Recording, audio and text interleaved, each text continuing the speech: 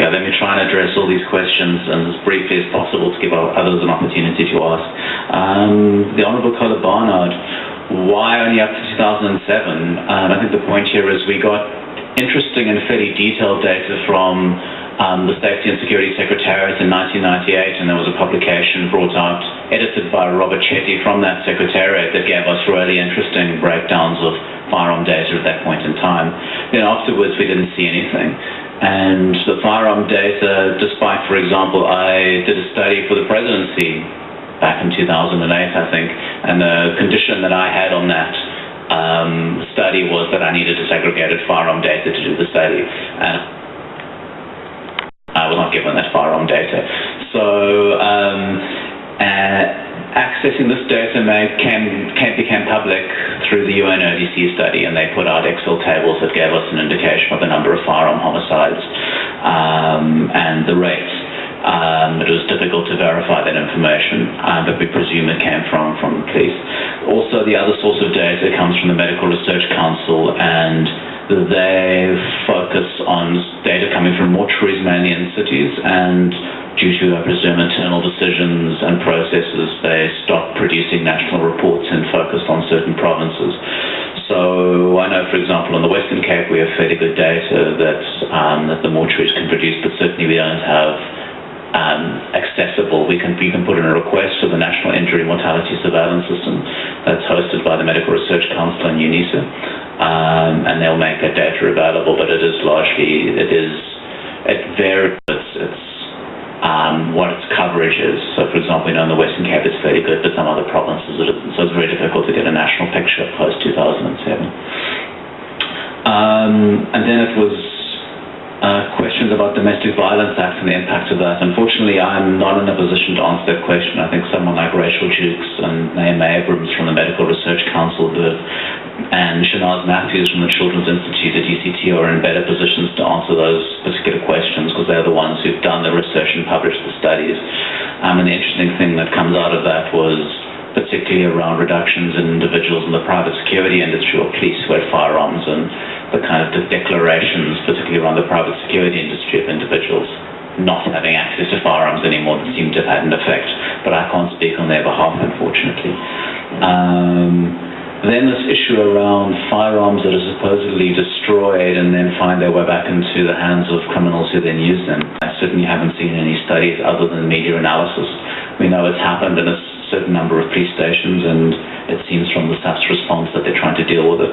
There was one particular case in KwaMashu which was particularly concerning given the nature of violence in that area, and I think it's certainly something that needs to be addressed, and it's about corruption of these specific stations and management of these specific stations that needs to be addressed. In response to Mr. Welsh from Saga, about legitimate killings, I didn't talk about the issue of the use of firearms to prevent violence or shooting in self-defense, because we just don't have any good studies on this. There have been some surveys that were put out in South Africa, but in the terms of fairly strong rigor, there's nothing that's been published in reputable journals on this, so it's very difficult to draw conclusions on the basis of that. The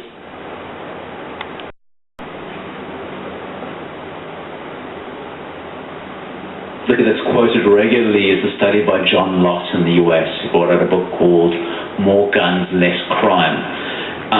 But I started to ask John Lott for his data. And when he started to come up with excuses that the data was lost, he couldn't mention the research assistants that had been on the study, and it actually led to the editor of Science Journal, which is the top academic journal probably in the world, to accuse John Lott of research fraud.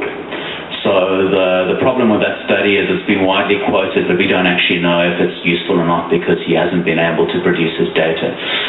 So that does, from a point of view, it's just very difficult to make a statement on that. There have been other studies in the US, but as I said, there's been these Campbell reviews that have taken place, these kind of assessments of the nature of research, and it's really difficult to tell in terms of what context they work, what they don't work. I mean, certainly in South Africa, we've got anecdotal evidence to show that in some cases, owning a firearm, producing a firearm, brandishing a firearm can produce injury or death.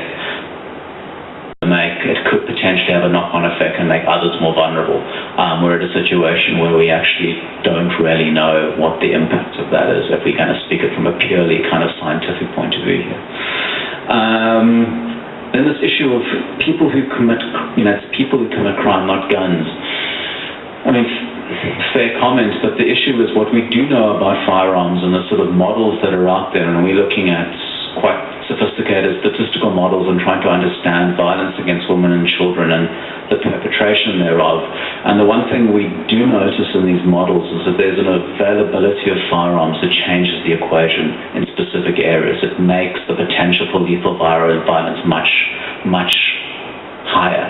And the risk of violence is much higher in those particular contexts. So it's around firearms are not neutral objects. They have an increased lethality. So I think it's not something we can't just treat them as that. It's about we need to look at people, but we also need to look. That was the kind of comment that Adele made from Gun Free about needing to think about not only the firearm, but also the controls around it and the people around it. And you kind of, Adele, you raised these questions about, does it matter to have a kind of a zoned-in focus? And our argument is, in contexts of high violence, we do need a fairly rigorous framework. And I think that's what the studies within Brazil are starting to show us, because they have better data than we have. And they can actually they've got longitudinal studies they can look at and the effect of, following a population of people and see what impact, controls have had in certain communities. But I think it's also quite useful to know what we're doing well and what we're not doing well. And I think it's around here is, should we be devoting a lot of resources to something that actually has a marginal effect? For example. I didn't put it in my presentation, but I mean, if one sort of looks at the police data around firearm losses, like total firearm losses and thefts, and kind of compares that to firearm homicides, they actually do mirror each other. So when the firearm losses went up, the firearm homicide went up, and when the firearm losses came down, the firearm homicide numbers came down. So there is some suggestions around one needs to also understand what controls are in place, prevent firearms from being lost or stolen, which ones will encourage more responsible firearm use, I think, and we don't know enough about that. So my argument would be we need the framework, but we also need to understand what's working, what's not working in that. And I think we'll never get kind of conclusive answers. It's just the nature of the game. But I think it is about understanding where the strengths and weaknesses are too. Thank you.